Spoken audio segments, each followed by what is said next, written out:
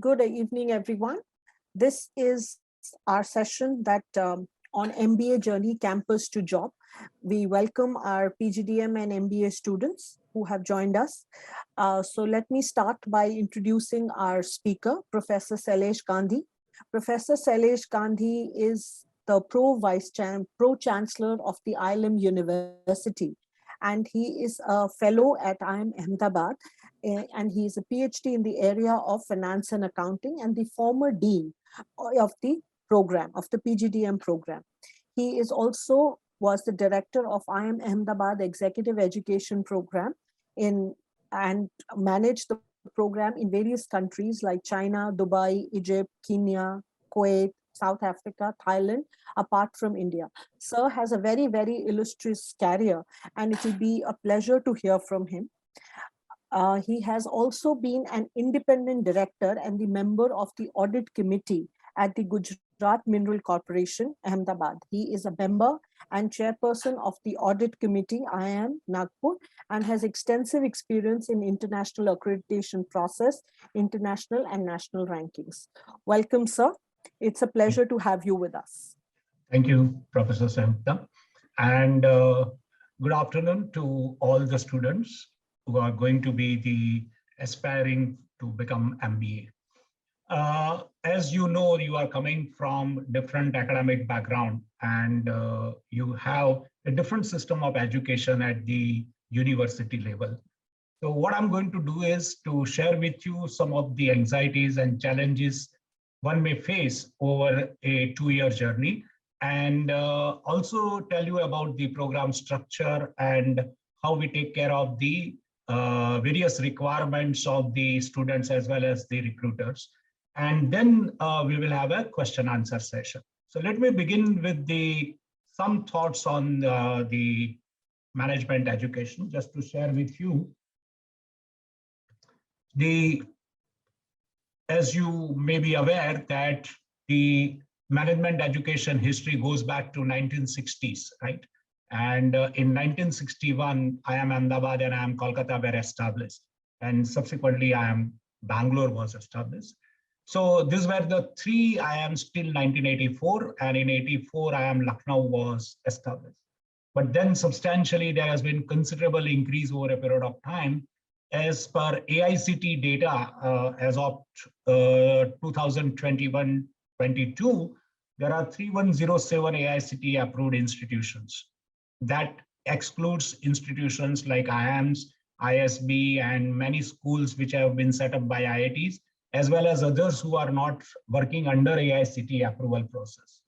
And in such AICT approved institutions, there is an intake of around 400,000 students. So you can see across the country, there are 500,000 students intake in various MBA programs, right?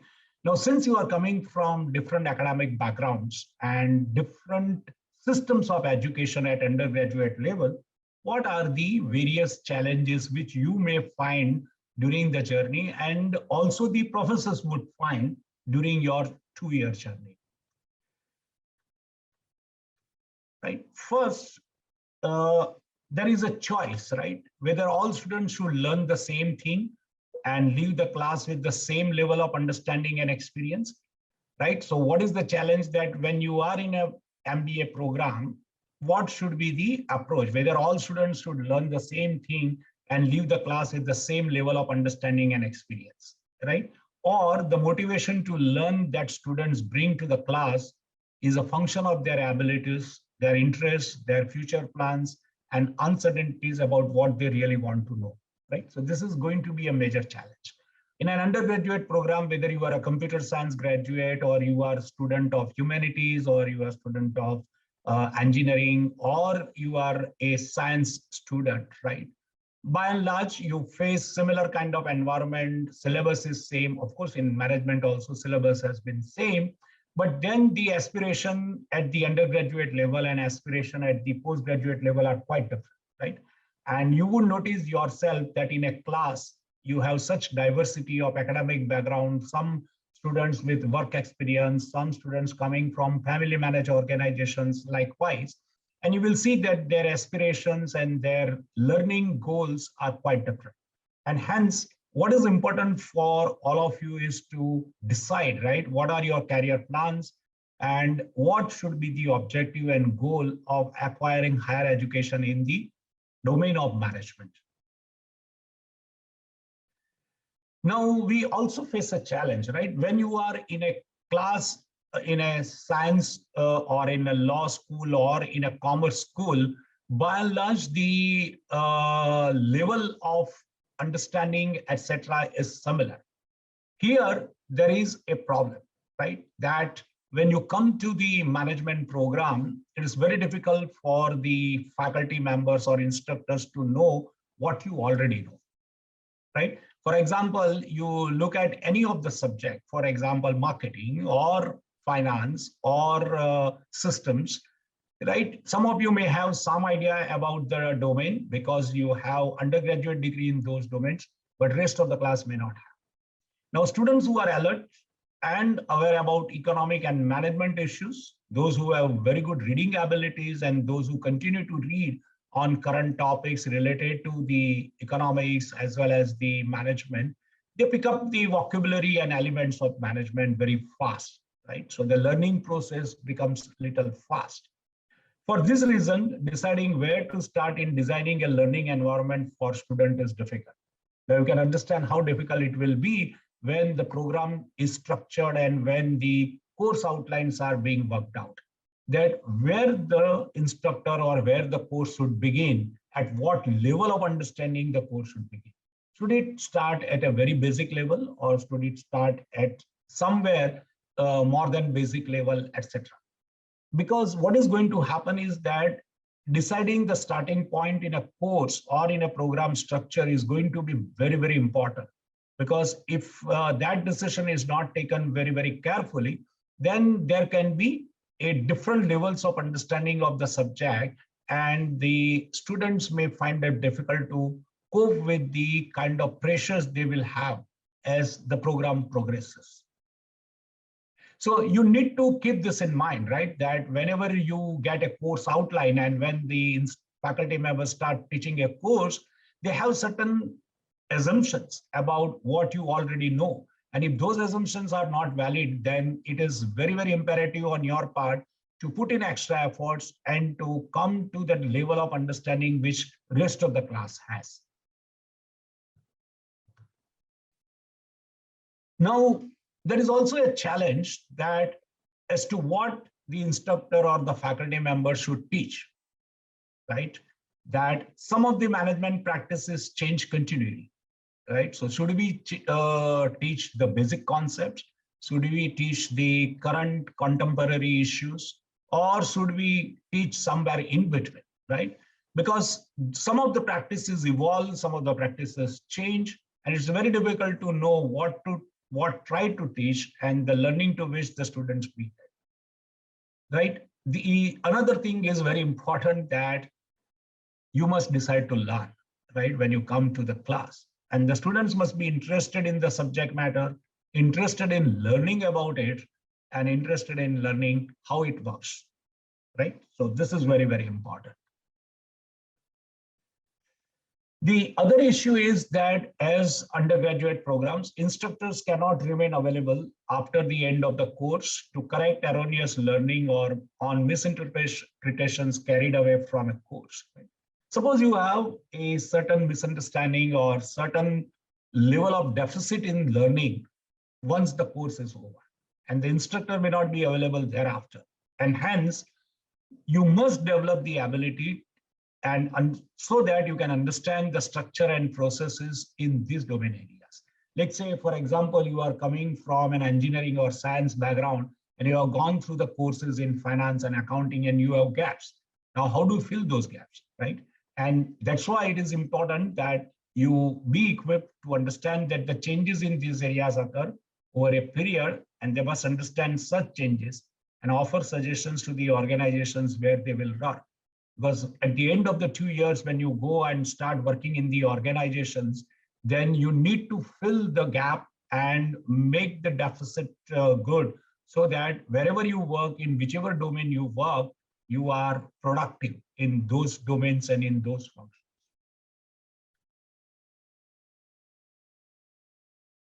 As you know, and everyone knows, that we finish courses with only partial knowledge of the subject matter, right? Because it is very difficult to put in everything in a course when we have a limited time. And hence, what instructors need to choose is a method that teaches students to function with partial knowledge of the subject and enables them to continue to learn after the course is over. So you would observe that when you join the program, there would be a mix of pedagogical tools, right? In some courses, you will have real life cases. In some cases, you will be doing exercises. In some cases, there will be some kind of a project work, group exercises, etc. So multiple modes of learning permit you to equip to deal with partial knowledge of any of the subject and fill the gap as the need arises. Now, given these challenges over a period of time, right, what instructors face as well as what students face, it is important to discuss what is going to be the program structure, right? So your 2-year program is divided into 6 terms, right? So what we call trimester. And the list of courses which you will go through, they are classified into 4 different areas, right? Foundation courses, right? They are the courses which expose you or provide you the fundamentals related to that particular course. For example, basic accounting course, or basic marketing course, or basic mathematics and statistics, etc. Then you have certain courses which are tools and techniques oriented, right? For example, the foundation courses, you will learn basic concepts and the basic principles. Now, how do you apply them? And what are the various tools and techniques through which you can apply, right? And you will learn the different platforms on which you can apply that. Could it be MS Excel, or it could be any other statistical tool, right? How to use them for the purpose of analysis of the data and making meaningful interpretations. Then you will have some of the courses which are functional courses, like say marketing, organizational behavior, human resources. And then there will be set of courses which are perspective building courses. For example, strategy. For example, the courses on analytics, etc., etc. Right? So this is going to be the structure of the program. And over a period of 6 terms, you will learn different subjects, and all these subjects are organized in such a manner that there is always a modular learning, right? So from when you move from term 1 to term 2 to term 3, right? Essentially the first year is going to be all compulsory courses, core courses, and they will be falling into the first 3 categories: foundation, tools and techniques, and functional, right? Second year will have electives, right? You may have preference for finance, you may have preference for HR, you may have preference for marketing, etc. And you can choose a bouquet of courses which are being offered in the second year, right? That will help you to get more depth in the areas which you have selected. For example, you might have done a couple of courses in marketing in the first year. In the second year, you take advanced level courses, and that will expand both the canvas of the marketing domain as well as the depth of the subject, right? And they will be largely focusing on functional and perspective building courses when it comes to the structure of the second year. Summer internships, right? So whatever you have learned during the first year, right? How do you apply? Majority of the students in India, they join the management program without prior work experience. And as a result of that, they need to build a perspective on how organizations work, right? So once you have completed your core courses, then you spend a couple of weeks, maybe about 8 to 10 weeks in the organizations, applying whatever you have learned in your first year, and see how organizations work, start appreciating the relationship between various functional areas and how the organization works in a very coordinated manner, and prepare yourself for the second year courses. We also have the courses which are independent studies, project courses, etc., right, as a part of the curriculum, and you develop more and more understanding in that. And then there would be mix of pedagogy as we discussed, right? Because as we know that foundations, tools, and technique-oriented courses will require you to deal with the real life situations through problem-solving approach, through exercises, through real life case study analysis, etc. Right? And you have the perspective building and functional courses, again following similar kind of pedagogy, as well as the class discussion, group work, group projects, exercises, etc., etc. So there will be a mix of pedagogy which will be adopted. And finally, at the end of all these processes, you will be preparing for your final placements. So when you look at the journey, you are going to be in a class, and you will see that the domain skills with which the class is filled is quite different. Right? So there will be mix of students, and your journey will begin in such an environment. And how do you carve out your own niche areas and decide on your career goal, and then choose the learning methodology, right? The management education plays or puts a lot of emphasis on group work, though it is not going to be a residential program like many programs. But what is important for you is also to learn from the class, from your own friends and from your own group. So there would be possibilities of working in small groups in many courses for your projects, for your assignments, for your case analysis, and for various group submissions, right? So you learn from others because they also come from different disciplines. They have different perspectives of a real life situation. And that also provides you an opportunity to learn from others. And this is very important, right? So when we talk of management education, it is an individual learning, collaborative learning, and both put together enhances what we call cash, right? Knowledge, attitude, skills, and habits, right? So when we look at management education, it is all about acquiring cash, which is knowledge, attitude, skills, and habits, right? So this is what is going to be the challenge. And I'm sure your journey is going to be very, very exciting. And since you are going to compete not only internally within the group, but also with the outside when you go for summer internship, as well as when you compete for final placements, right? So this is the, in short, your journey from academics to your final placement, right? So what we will do now is, if you have any questions or if you have anything which you would like to know or ask, we'll take up those questions.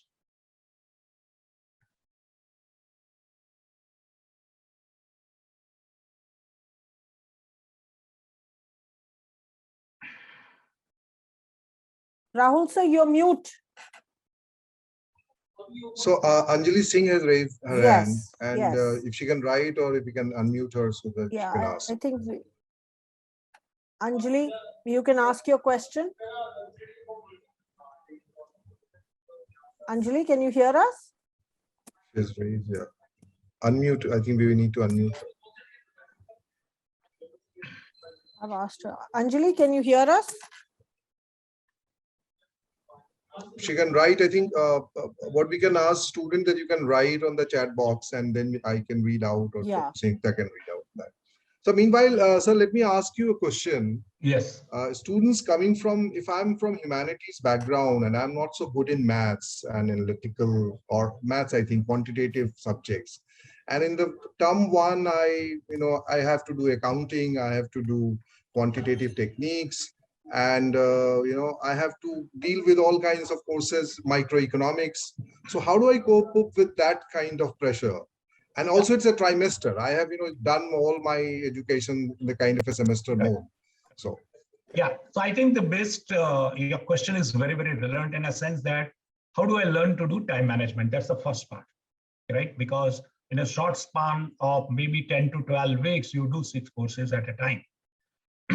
Now, when it comes to the students who do not have formal quantitative techniques as a part of their undergraduate study, because they might have given up maths after 12th standard or maybe after 10th standard, then it is very important for the students to attend the foundation program.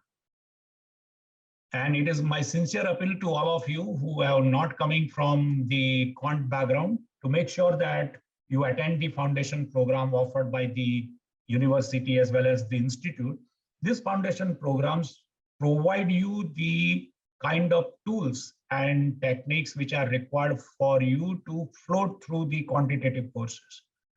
Management education has become over a period of time highly quantitative, and you cannot live without the analytical abilities.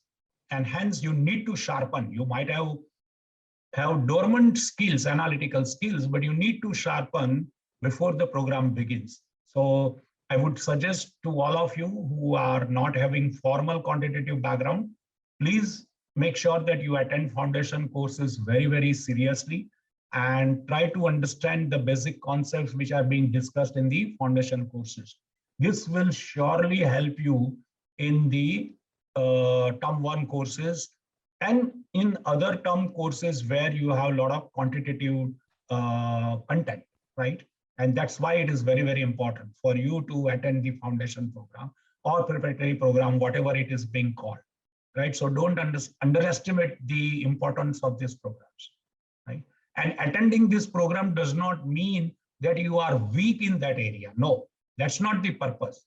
That since you are weak and that's why you need to attend. No, it's not that purpose. The purpose is to make sure that the entire batch, by and large, starts with a similar level of understanding of certain analytical abilities. That's the objective.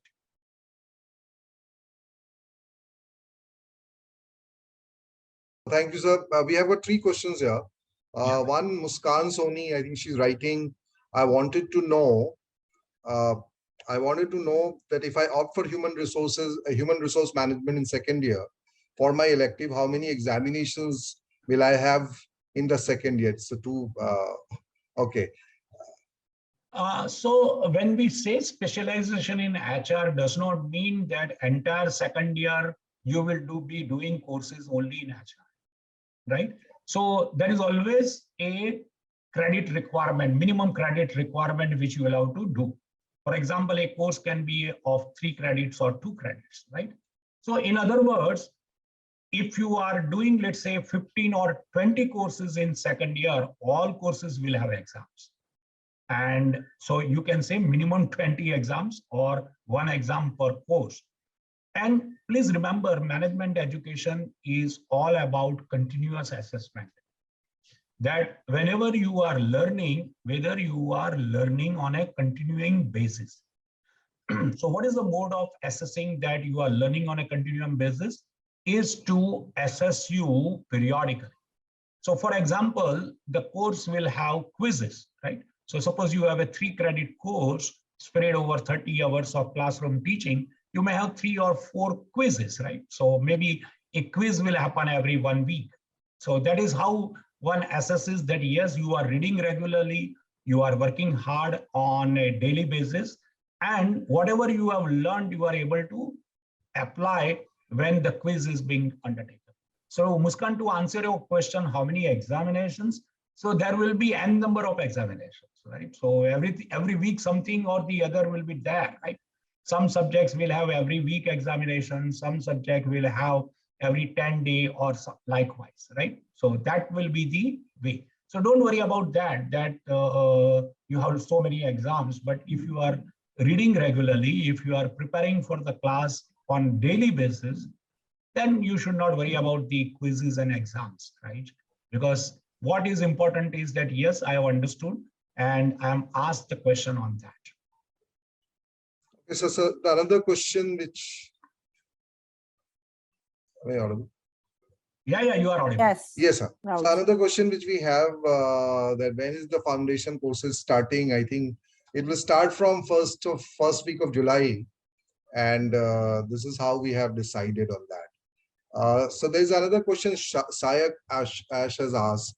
Sir, I have interest in operations. How would be my career in corporate and the facilities from IILM for the same?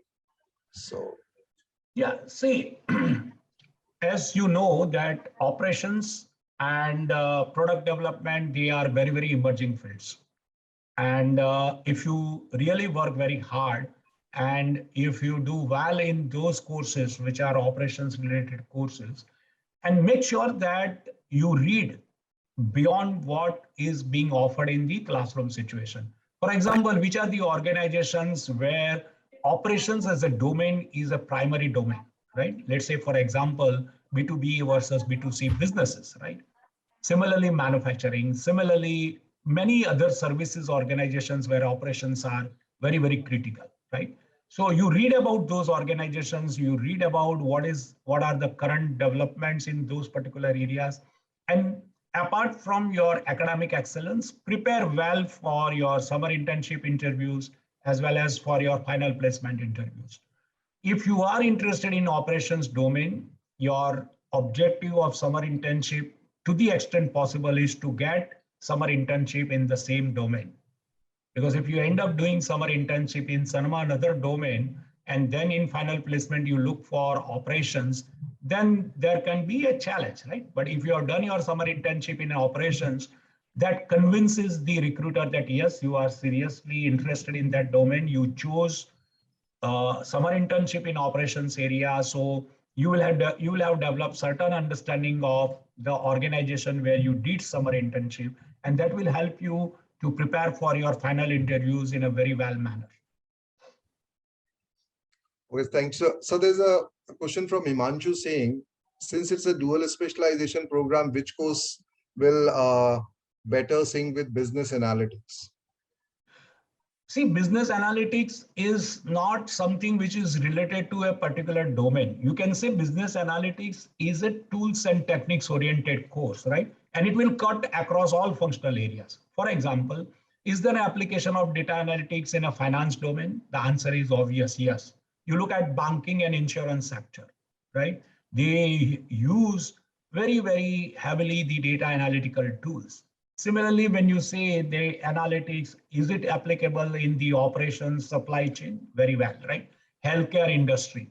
Similarly, marketing domain, right? And many of the consulting organizations who are working in the domain of marketing, right? They also use the data analytics. So analytics is, I would put it as a tools and techniques oriented course cutting across all functional areas. And whether it is HR, whether it is finance or marketing, etc., right? Because ultimately, what is data analytics? It provides you a dashboard that you take up a particular domain and you have a lot of data. How do you present those data in a meaningful manner for various functional managers? For example, you can have a dashboard from the same database for CEO. You can have a dashboard for operations head. You can have a dashboard for marketing manager. You can have a dashboard for CFO, etc. Right? Same company, same database, but you have different dashboards for different domain heads, right? Yeah. So thank you, sir. So there are two questions, I think, from two students, which are quite interrelated. So let me just read out. So one, Abhiraj Kumar, he's saying that I want to know what are those skills which are at most required and which take me to the entry level of a corporate sector to get into a job. And the second question from Akanksha Bhatnagar, I came to know that usually company require experienced students to get a good package in finance specialization. Then what should a fresher should do to gain a 2-digit package on that?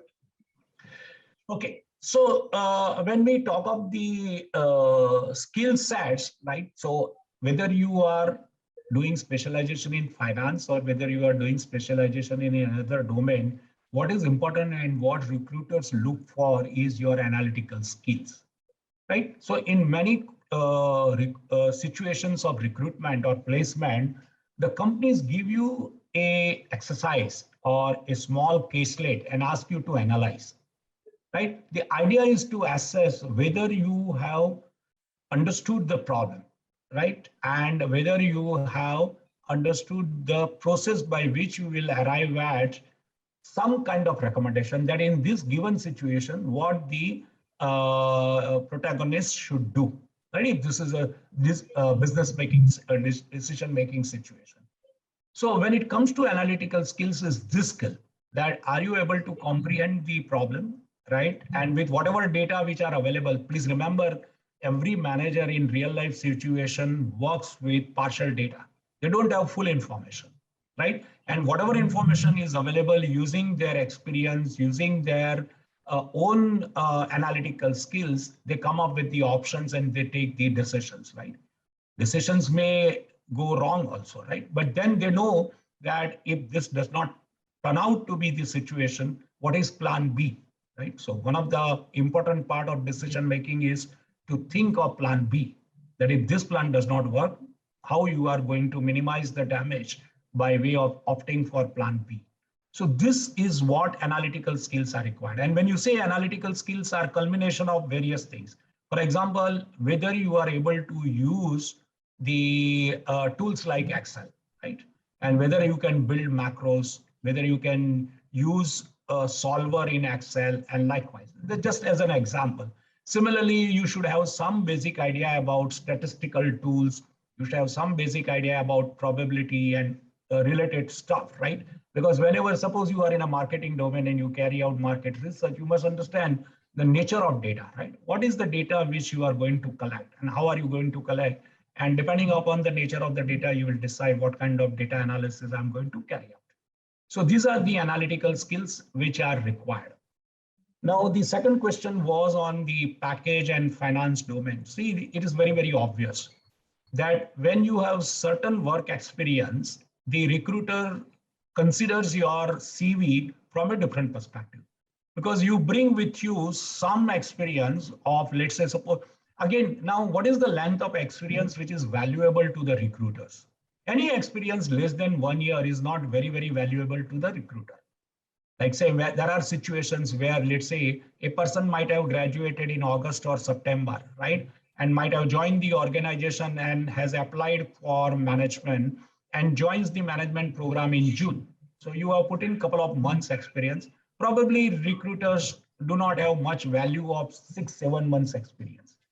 However, when you have spent, let's say, anywhere between 12 months to 24 months, right? Recruiters do value that experience because you know how organizations work, and you would have developed some kind of competencies in those roles when you are working for at least 1.5 to 2 years in that particular role. And you would have developed certain soft skills like working in a team and ability to handle stressful situation, etc. So they become valuable to the recruiters. So please remember, any experience less than 1 year is not highly valuable to the recruiter, but experience up to 2 to 3 years, yes, it's valuable to the recruiters. Package is not a function of whether you have experience or not, right? Any package is a function of many variables. For example, what is the nature of the organization which is recruiting, right? And they will have certain salary structure and they will not offer you salary which is lower than that. For example, when you look at consulting organizations, like say, for example, McKinsey, BCG, etc.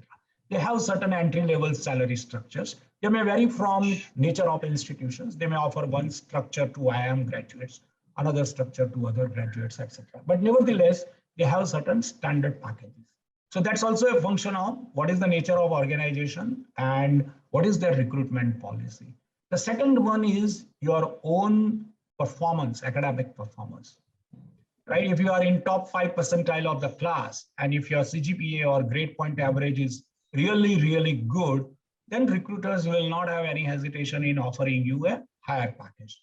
And the third one is if you are carrying any past experience, right? So these are some of the variables which decide what entry-level package you will get, right? So that's why it is important that you do academically very well, right? Because many recruiters shortlist the candidates based on CGPA. So that becomes very, very important. I hope this answers the question. Yes. So thank you. So there's a question from Anushka Bhatnagar, and it's a kind of a common question which most of the students ask. Sir, how to choose a specialization which is best suited for me? Okay. Now, a priori, when you join the management program, some of you may not have any idea that what would be the best specialization I should opt for. However, some of the students may have some clarity. For example, if I am an engineer and I have an interest in the operations area, then probably the student knows that, yes, operations can be a domain in which I would like to work. Or if you have a commerce background, or if you are a chartered accountant, then obviously your choice will be finance and likewise. But that would be a case with very few students, right? So I would suggest that you keep your options open. You keep in mind what is your undergraduate domain expertise, right? From which domain you come. And when you are going through the first year courses, you will develop some kind of inclination, right? That yes, I like this field very, very much, right? So you may develop interest in HR, you may develop interest in marketing or in finance or in operations area, etc. Just see how you learn and what is the speed at which you learn, what is the level of comprehension you have in that particular domain.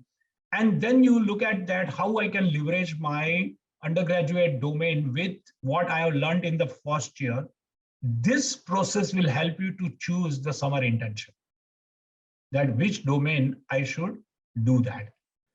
If you have done a right thing while choosing the summer internship, then the decision for final placement may not be difficult. We will continue with the domain.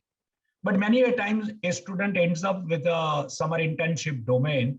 And then after completing summer internship, a student may realize that this is not what I wanted to do. And probably the student does not enjoy the summer internship domain, whatever was assigned. Then you keep your options open that, yes, this is not the domain in which I would like to work. Then you go back, look at your first year courses, and then you decide which combination of courses I should take in the second year. Never do one choice, right? In other sense that you should do a combination of at least two areas, right? So two functional areas. For example, you can pick and choose some of the courses in marketing area. If you are also inclined to work in HR, etc. So you can have a combination, marketing as well as HR or likewise, right? So keep your options open. And you can also, once you are in a class and when you are in the program, you'll also know what is the trend of recruitment, right? For example, from the placement team and from the placement records, you can find out that over a period of 2 to 3 years, what kind of job openings are available and what is the trend, where the recruiters are moving, right? And that could be also one of the information which you should use to decide what specialization you would like to go for. So thank you, sir. So there's another question which is very common because most of the students, 50% students almost join marketing and specialization. So Ritika Sani has asked, what are the long-term opportunities for a marketing student? See, as you know, marketing is a functional area, right? And whether you look at marketing of products or services, it is required in various domains, right? Suppose you look at the, for example, the insurance domain, maybe 20 years back, right? And you look at insurance domain now. And what is the role of marketing in insurance domain? Similarly, you look at many services, right? You look at airline, aviation industry, look at healthcare industry, look at education industry, variety of things. So essentially, marketing is a functional area which will be important for products and services organization. And hence, it is, let's say, for example, when you say in engineering that mechanical and electrical are very, very universal branches of engineering. Similar to that, right? So when you look at marketing, is a, in that sense, is a widespread and a lot of applications and a lot of opportunities which are there in both the product companies as well as the service companies.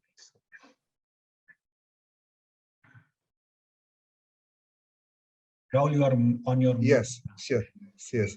Thank you, sir. So, so there is a question from Manasvi Goyal, and what she's asking, if I take dual specialization, that means there's HR and marketing in second year, then where should I go for summer internship? Is there kind of a correlation between, you know, what I do in summer internship and what I specialize later on in that? Yeah. Ideally, you should choose summer internship, which is your final goal as far as function or domain is concerned, right? Let's say, for example, if you have decided somewhere towards the middle of the term 3 or before the summer internship process begins, that I'm more inclined to do, let's say, specialization in HR and marketing. then you should consciously look for the summer internship opportunities in these domains. Because what it means for you as well as for the recruiter is the interest in that domain. Now, suppose you do a summer internship in a marketing domain or in an HR domain, then you will have some additional exposure in that particular domain. You will gain some insights, right? Whenever an organization gives you a task or a project to work on 8 weeks, you put in a lot of efforts, right? And that comes handy when you are preparing for the final placement. So my suggestion would be that you be conscious when you choose your summer internship, right? That you should have some broad idea that, okay, marketing seems to be interesting or HR seems to be interesting. At least 1 or 2 areas if you have identified, then the choice of summer internship becomes little wider rather than narrowing only in one functional area.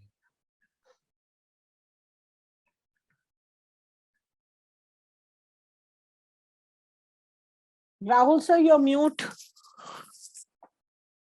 Rahul sir, please unmute. Yeah. So, sir, there's a question which you have already answered, but I think I need to take up this, that, is it beneficial to do dual specialization or single specialization?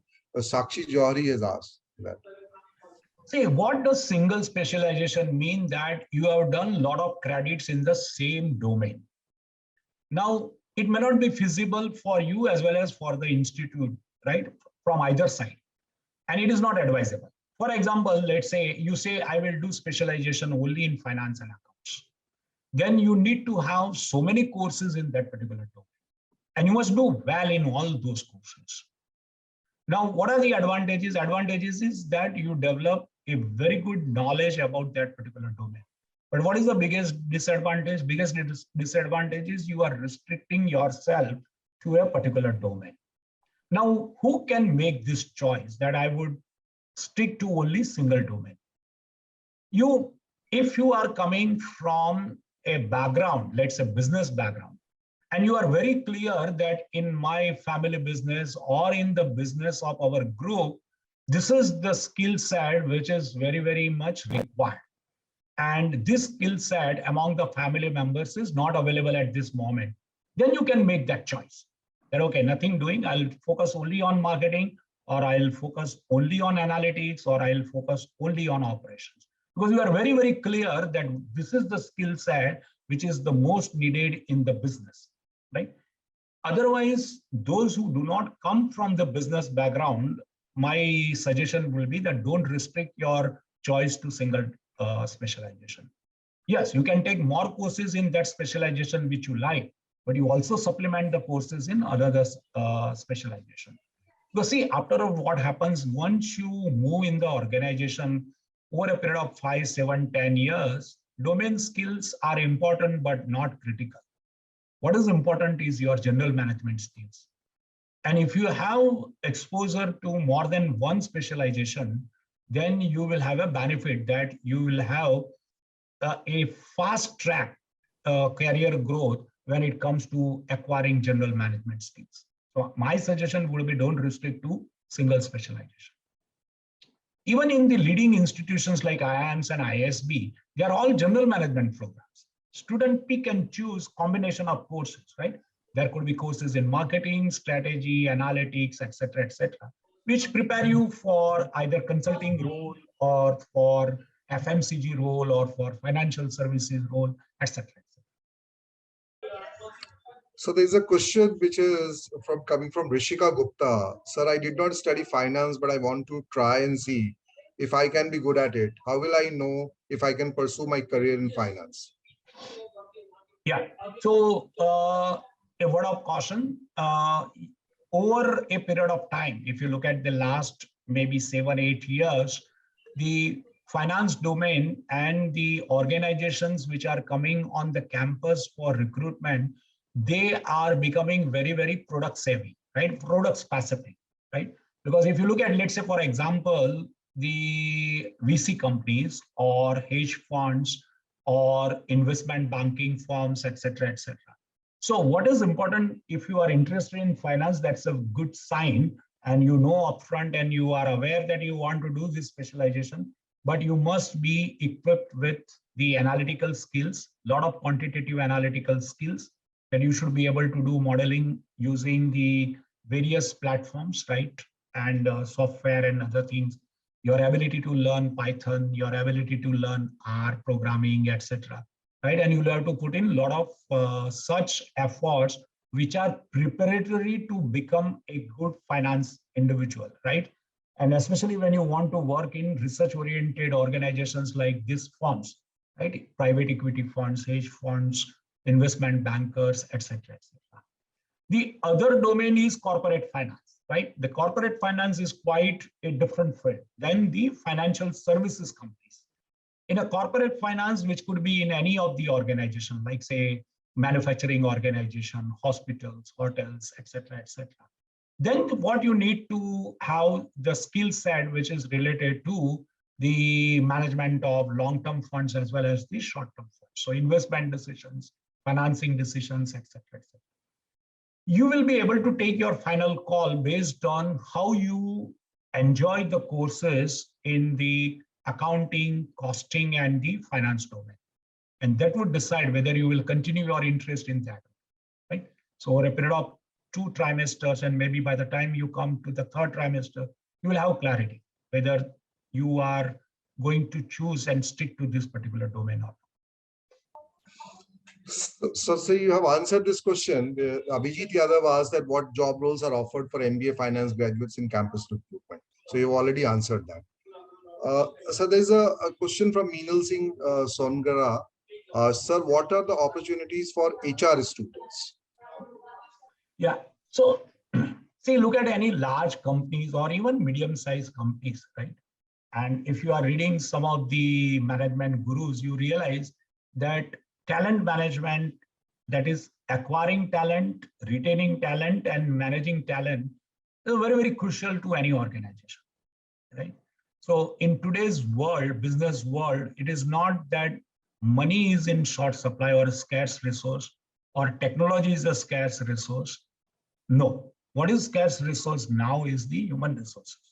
So when you really want to build a career, then if you are saying what are the opportunities, opportunities are across variety of opportunities. Unlike finance domain, you are not restricted to financial services, right? Every organization which is of certain size will need certain processes and policies, right? Which are related to the acquisition and retention and development of talent, right? So there's a huge scope. Yeah, but at the same time, competition is also tough, right? Because you are coming from a general management institution versus there are some institutions which offer specialization in HR, for example, XLRI, TISS, etc., etc., right? So yeah, you will have, but competition is there in all domains, so it's not new. But yes, wide scope. See, so just to answer to all of you, the scope for placement is across all functional domains. It is not that there is a very high scope in marketing and there is very low scope in finance. It's not like that. It is your ability to develop that kind of acumen and the skill sets which decides whether you will be a successful person in that particular domain or not. That's important.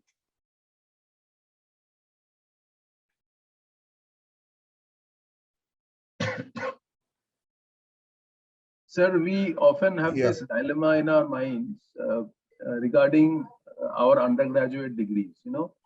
So one popular challenge that we face is students say that, sir, I am not from BCom background, hence I have this challenge. So how do we, so the foundation courses that we do is certainly one step in that direction to remove those obstacles. How can we, are there any other alternative ways of addressing this background issue that comes up in course delivery? Okay. So let me answer from both the perspectives, from students' perspectives as well as from the faculty member perspective. From students' perspective, right? Say, for example, I have done, let's say, BA Political Science. So obviously, I don't have much quantitative skills. Forget about finance, accounts, etc., etc. Now, what is my responsibility when I join the management program?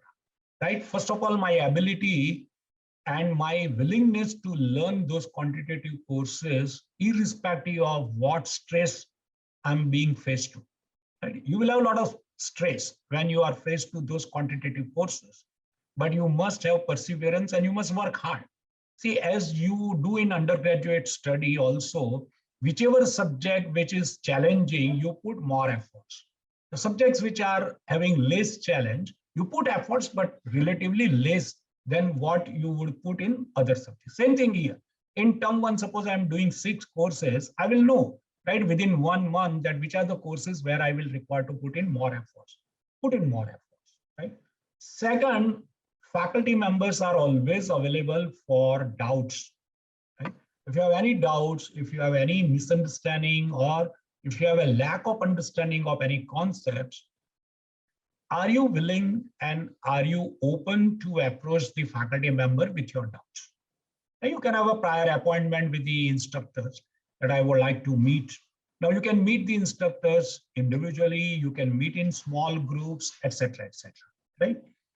Now this is what is required on the part of the students, so that when you come from a different background and when you want to develop the same kind of understanding of the course, you need to put in more efforts, right? From the faculty members' perspective, apart from the foundation course, the other optional or other option which is available is to have tutorials or what we call remedial sessions, right? So for example, when I am teaching a particular course, a quant course, and I realize that by and large, maybe about 30–40% of the students need some kind of additional inputs, right? I can always conduct a remedial session or a tutorial session, which is outside the classroom. You can pick up some exercises and solve those exercises covering the topics which you have already discussed in the class.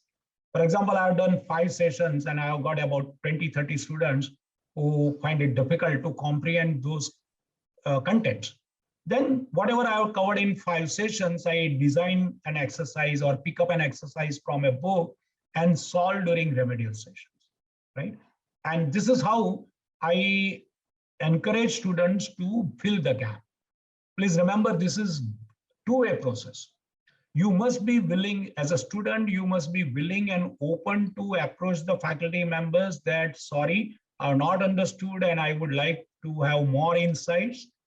If you do that, the faculty members will be more than willing to help you. But suppose you don't approach, then the gap continuously remains there.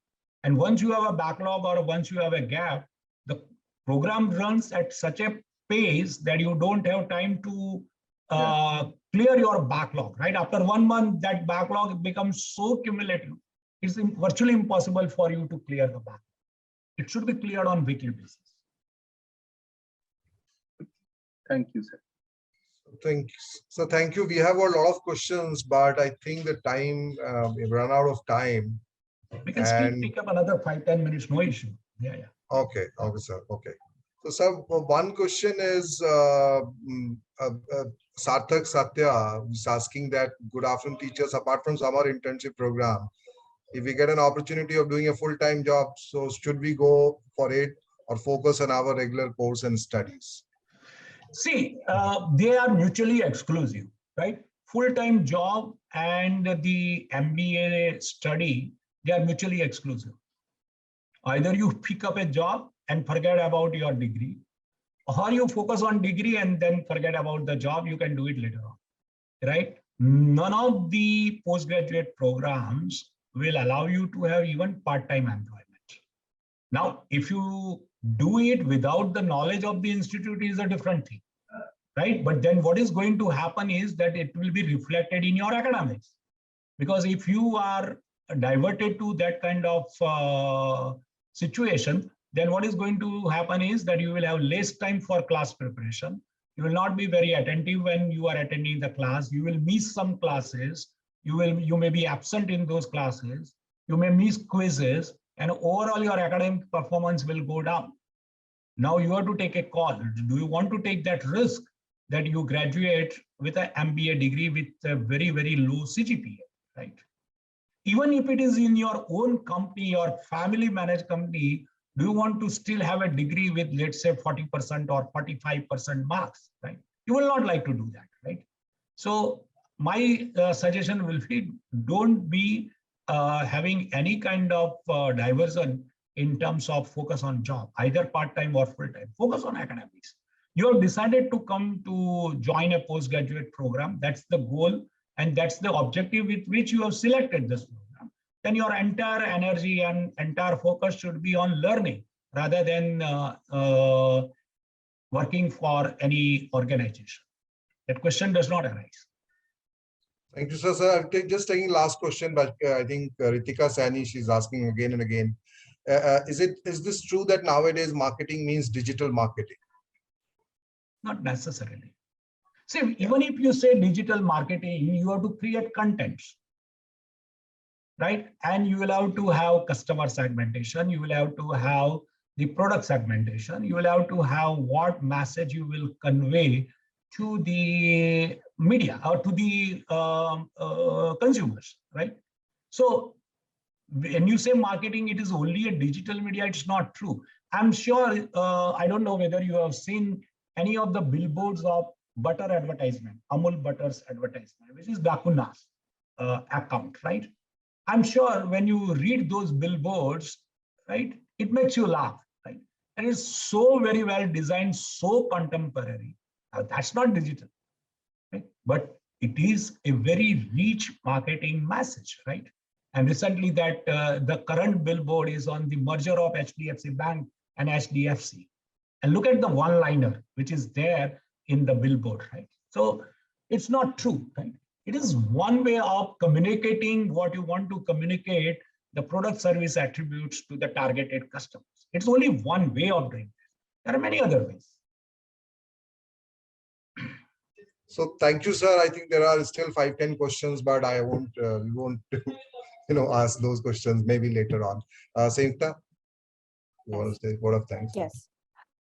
Thank you so much, sir. I think it's been a pleasure hearing you. And I think you've given very practical insights about what the student should be aiming for. And, the whole combination that, we need to focus on education, because MBA is a degree where you need to work on your skills and knowledge before we, kind of get into a job. And I think you've given a very good answers to the questions about what they should be doing. I'm sure the students had a great experience. And some questions we could not answer, but we will answer. There are academic questions regarding the credit sheet and everything, which can be addressed elsewhere. But for this, thank you so much, sir, for taking out time. And we look forward to having many such sessions with you. Thank you, sir. My pleasure, and best wishes to all of you. And look forward to meeting you whenever the opportunity arises over a period of next 2 years. Yes, thank you, and best wishes to all of you. Thank you. Thank you, sir.